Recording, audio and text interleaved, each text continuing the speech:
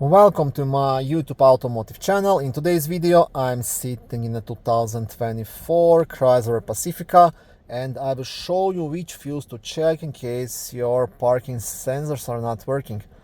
This video should apply to these minivans made from 2017 all the way up to 2026.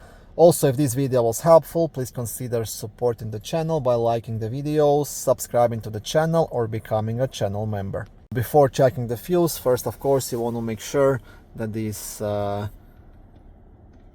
switch, this button is not pressed, because if you press this button that means your parking sensors will be off. And you want to make sure that actually this ParkSense here is set to sound or sound and display, and everything is here actually engaged. And if all this is good, then you can check the fuse. The parking system fuse will be located in the main fuse box, which is under the front hood right here. Now to remove the cover, you have two black tabs. You want to press them at the same time and lift up. On the back side you will have a small fuse diagram, and right here the white fuse puller, which you can use to remove and check the fuses. And the fuse you want to check will be this 10 amp red fuse located right here.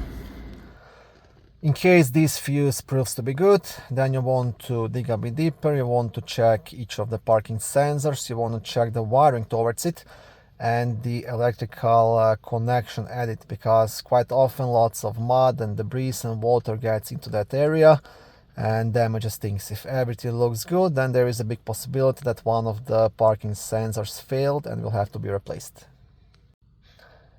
Thank you for watching this video. I hope it was helpful and educational. If it was, please like it and consider subscribing to my YouTube automotive channel. On my channel there is lots of how-to videos, do-it-yourself videos, car reviews, product reviews and other similar automotive topics.